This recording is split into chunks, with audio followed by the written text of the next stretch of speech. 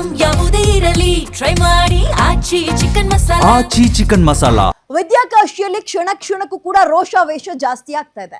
ಖಾಲಿ ಹುದ್ದೆಗಳ ನೇಮಕಾತಿಗೋಸ್ಕರ ವಿದ್ಯಾರ್ಥಿಗಳು ಪ್ರತಿಭಟನೆಗಿಳಿದಿದ್ದಾರೆ. ಅದು ಆಕ್ರೋಶದ ಸ್ವರೂಪ ಪಡ್ಕೊಂಡಿದೆ. ಪ್ರತಿಭಟನೆ ವೇಳೆ ತಹಶೀಲ್ದಾರ್ ಮೇಲೆಯೇ ಕಲ್ಲು ತೂರಾಟ ಆಗಿದೆ. ವಿದ್ಯಾಗಿರಿ ಪೊಲೀಸ್ ಠಾಣೆಯ ಪಿಐ ರಫೀಕ್ಗೂ ಕೂಡ ಕಲ್ಲೇಟು ಬಿದ್ದಿದೆ. ಆಕ್ರೋಶಗೊಂಡ ವಿದ್ಯಾರ್ಥಿಗಳನ್ನ ಕಂಟ್ರೋಲ್ ಮಾಡುವ ಸಂದರ್ಭದಲ್ಲಿ ಈ ಘಟನೆಯಾಗಿದೆ. ತಲೆಗೆ ಪೆಟ್ಟಾದ ಹಿನ್ನೆಲೆಯಲ್ಲಿ, ಅಂದ್ರೆ ತಲೆಗೆ ಕಲ್ಲು ಬಿದ್ದ ಹಿನ್ನೆಲೆ ಚಿಕ್ಕ ಗಾಯ ಕೂಡ ಆಗಿದೆಯಂತೆ.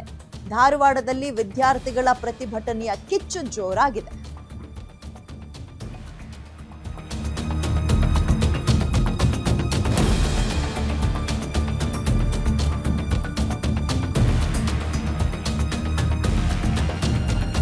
ವಿದ್ಯಾರ್ಥಿಗಳ ಪ್ರತಿಭಟನೆಗೆ ಬಿಜೆಪಿ ಮುಖಂಡರು ಕೂಡ ಈಗ ಸಾಥ್ ಕೊಟ್ಟಿದ್ದಾರೆ. ಆರ್ ಅಶೋಕ್, ಛಲವಾದಿ ನಾರಾಯಣ ಸ್ವಾಮಿ, ಶಾಸಕ ಅರವಿಂದ್ ಬೆಲ್ಲದ್ ಸೇರಿ ಹಲವರು ಭಾಗಿಯಾಗಿದ್ದಾರೆ. ಇದರಲ್ಲಿ ಜಯನಗರ ವೃತ್ತದ ಬಳಿ ಫ್ಲೆಕ್ಸ್ ಹರಿದು ಆಕ್ರೋಶ ವ್ಯಕ್ತಪಡಿಸ್ತಾ ಇದ್ದಾರೆ. ಕಾಂಗ್ರೆಸ್ ಹಾಗೂ ಬಿಜೆಪಿ ಫ್ಲೆಕ್ಸ್ ಅನ್ನ ವಿದ್ಯಾರ್ಥಿಗಳು ಹರಿದಾಕ್ಬಿಟ್ಟಿದ್ದಾರೆ. ಎರಡೂ ಪಕ್ಷಗಳ ಫ್ಲೆಕ್ಸ್ ಅನ್ನ ಹರಿದು ಬೆಂಕಿಗಿಟ್ಟಿದ್ದಾರೆ. ಸಚಿವರ ಭಾವಚಿತ್ರಕ್ಕೆ ಬೆಂಕಿ ಹಚ್ಚಿ ರೋಷಾವೇಶವನ್ನು ವ್ಯಕ್ತಪಡಿಸ್ತಾ ಇದ್ದಾರೆ. ಪೊಲೀಸರು ಮತ್ತು ಪ್ರತಿಭಟನಾಕಾರರ ನಡುವೆ ಕೆಲ ಹೊತ್ತು ನುಗ್ಗಲು ಕೂಡ ಆಯಿತು. ಜಯನಗರ ಸರ್ಕಲ್ನಲ್ಲಿ ಅವರನ್ನ ಕಂಟ್ರೋಲಿಗೆ ತಗೊಂಡಿದ್ದಾರೆ ಪೊಲೀಸರು. ವಿದ್ಯಾರ್ಥಿ ಸಂಘಟನೆ ಅಧ್ಯಕ್ಷ ಕಾಂತ್ ಕುಮಾರ್ ಅವರನ್ನ ಪೊಲೀಸರು ವಶಕ್ಕೆ ಕೂಡ ಪಡೆದುಕೊಂಡಿದ್ದಾರೆ. ನೋಡಿ, ಅಲ್ಲಿ ಮಿನಿಸ್ಟರ್ಗಳ ಫೋಟೋಗೆ ಇಂಟು ಮಾರ್ಕ್ ಹಾಕಿ ಚಪ್ಪಲಿಯಲ್ಲಿ ತುಳಿಯೋದ್ರ ಮುಖಾಂತರ, ಬೆಂಕಿ ಹಚ್ಚೋದ್ರ ಮುಖಾಂತರ ತಮ್ಮ ಆಕ್ರೋಶವನ್ನು ವ್ಯಕ್ತಪಡಿಸ್ತಾ ಇದ್ದಾರೆ. ಅವ್ರು ಕೇಳ್ತಾ ಇರೋದು, ಹೊಸದಾಗೇನು ಸೃಷ್ಟಿ ಮಾಡೋದು ಅಷ್ಟರಲ್ಲೇ ಇದೆ, ನೀವುಗಳು ಸುಮ್ ಕುತ್ಕೊಳ್ಳಿ, ಅಟ್ಲೀಸ್ಟ್ ಖಾಲಿ ಇರೋದಕ್ಕಾದ್ರೂ ನೇಮಕ ಮಾಡ್ಕೊಳ್ಳಿ ಅಂತ.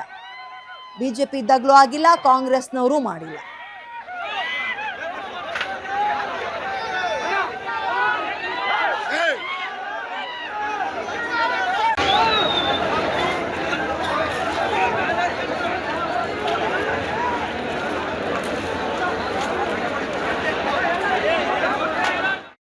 ಮತ್ತಷ್ಟು ಮಾಹಿತಿ ನನ್ನ ಕಲೀಗ ಶ್ರೀಧರ್ ನೀಡ್ತಾರೆ. ಶ್ರೀಧರ್, ಸದ್ಯದ ಪರಿಸ್ಥಿತಿ ಹೇಗಿದೆ? ಪ್ರತಿಭಟನೆ ಕಂಟ್ರೋಲಿಗೆ ಸಿಕ್ತಾ? ಖಂಡಿತ ವಿಜಯ, ಸದ್ಯಕ್ಕೆ ವಿಪಕ್ಷ ನಾಯಕ ಆಗಿರುವಂತಹ ಆರ್ ಅಶೋಕ್ ಮತ್ತು ಛಲವಾದಿ ನಾರಾಯಣ ಸ್ವಾಮಿ ಸೇರಿದಂತೆ ಸ್ಥಳೀಯ ಶಾಸಕ ಅರವಿಂದ್ ಬೆಲ್ಲದ್ ಅವರು ಕೂಡ ಈಗ ಪ್ರತಿಭಟನೆಯನ್ನ ತಿಳಿಗೊಳಿಸಬೇಕು ಅಥವಾ ಪ್ರತಿಭಟನಾ ಸಮಾವೇಶವನ್ನು ಮಾಡಬೇಕು ಅನ್ನೋ ಕಾರಣಕ್ಕೆ ಧಾರವಾಡದ ಮಿಚಿಗಿನ್ ಕಾಂಪೌಂಡ್ ಬಳಿ ಈಗಾಗಲೇ ಸಮಾವೇಶ ಇನ್ನೇನು ಕೆಲವೇ ಕ್ಷಣಗಳಲ್ಲಿ ಆರಂಭ ಆಗುತ್ತೆ.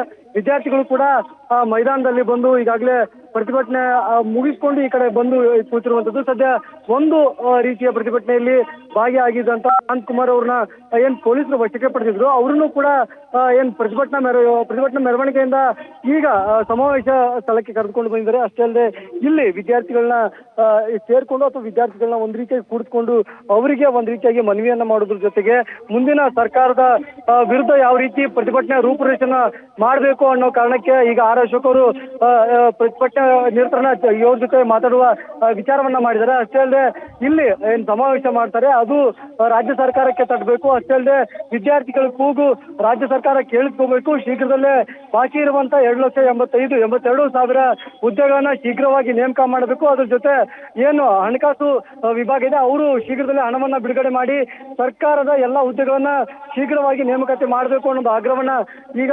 ವ್ಯಕ್ತಪಡಿಸಿರುವಂತದ್ದು. ಇನ್ನು ವಿದ್ಯಾರ್ಥಿಗಳು ಒಟ್ಟು 4-5 ಕಡೆಯಿಂದ ಬಂದಿರೋದ್ರಿಂದ ಬಹಳಷ್ಟು ಗಲಾಟೆಗಳಾಯಿತು. ಒಂದ್ ರೀತಿಯಾಗಿ ಏನು ಜಯನಗರದಿಂದ ಜುಬ್ಲಿ ಸರ್ಕಲ್ ವರೆಗೂ ನಾವು ಪಾದಯಾತ್ರೆ ಮಾಡ್ತೀವಿ ಅನ್ನೋದನ್ನು ಮಾತನ್ನ ಹೇಳಿದ್ರು. ಆದ್ರೆ ಅದಕ್ಕೆ ಪೊಲೀಸರು ಅವಕಾಶವನ್ನ ಕೊಟ್ಟಿಲ್ಲ. ಈ ನಿಟ್ಟಿನಲ್ಲಿ ಒಂದೆರಡು ವಿದ್ಯಾರ್ಥಿಗಳು ಕಲ್ಲೆಸೆಯುವುದು ಅಥವಾ ಫ್ಲೆಕ್ಸ್ ಗಳನ್ನ ಹರಿಯೋದು, ಬ್ಯಾನರ್ ಗಳನ್ನ ಹರಿಯೋದು ಈ ರೀತಿಯಾಗಿ ಮಾಡ್ತಾರೆ. ಇದೇ ಹೊತ್ತಲ್ಲಿ ಯಾವಾಗ ಕಲ್ಲೆಸೆಯುವಂತಹ ಕಾರ್ಯವನ್ನ ಮಾಡ್ತಾರೆ ಅಲ್ಲೇ ಇದ್ದಂತ ವಿದ್ಯಾಗಿರಿ ಪಿಐ ಏನಿರ್ತಾರೆ ರಫೀಕ್, ಅವ್ರ ಮೇಲೂ ಕೂಡ ಸಣ್ಣ ಪುಟ್ಟ ಗಾಯ ಆಗಿರುವಂತದ್ದು. ಸದ್ಯ ಇದರ ವಿಷಯವನ್ನ ಈಗಾಗಲೇ ಯಾವುದೇ ರೀತಿಯಾಗಿ ಜುಬ್ಲಿ ಸರ್ಕಲ್ಗೆ ವಿದ್ಯಾರ್ಥಿಗಳು ಹೋಗಬಾರ್ದು, ಅವರೆಲ್ಲನೂ ಕೂಡ ತಡೆ ಹಿಡಿದು ಒಂದ್ ರೀತಿಯಾಗಿ ಗ್ರೌಂಡ್ಗೆ ಕರ್ಕೊಂಡ್ಬೇಕು, ಅಂದ್ರೆ ಪ್ರತಿಭಟನಾ ಸಮಾವೇಶದಿಂದ ಅಲ್ಲಿ ಕರ್ಕೊಂಡ್ ಬರ್ಬೇಕು ಅನ್ನೋ ಕಾರಣಕ್ಕೆ ಈಗಾಗಲೇ ಎಲ್ಲ ರೀತಿಯ ಸಿದ್ಧತೆ ಮಾಡ್ತಿರುವಂತದ್ದು. ಹೆಚ್ಚುವರಿಯಾಗಿ ಪೊಲೀಸರು ಕೂಡ ಸ್ಥಳದಲ್ಲಿ ನಿಯುಕ್ತಿಯಾಗಿದ್ದಾರೆ. ಎಲ್ಲ ಪ್ರತಿಭಟನಾ ನಿರತರು ಒಟ್ಟು 25,000ಕ್ಕೂ ಹೆಚ್ಚು ವಿದ್ಯಾರ್ಥಿಗಳು ಭಾಗಿಯಾಗಿದ್ದಾರೆ. ಅವರೆಲ್ಲರೂ ಕೂಡ ಇದೇ ಒಂದು ಸಮಾವೇಶದಲ್ಲಿ ಭಾಗಿಯಾಗಬೇಕು ಅನ್ನೋ ಕಾರಣಕ್ಕೆ ಪೊಲೀಸರು ಮಾರ್ಗವನ್ನ ಬದಲಾವಣೆ ಮಾಡಿ ಎಲ್ಲ ವಿದ್ಯಾರ್ಥಿಗಳನ್ನ ಇದೇ ಒಂದು ಸಮಾವೇಶಕ್ಕೆ ಕರೆತರುವಂತ ಕಾರ್ಯವನ್ನ ಮಾಡ್ತಿರುವಂತದ್ದು. ವಿದ್ಯಾ, ಥ್ಯಾಂಕ್ ಯು ಶ್ರೀಧರ್ ಡೀಟೇಲ್ಸ್ಗೆ.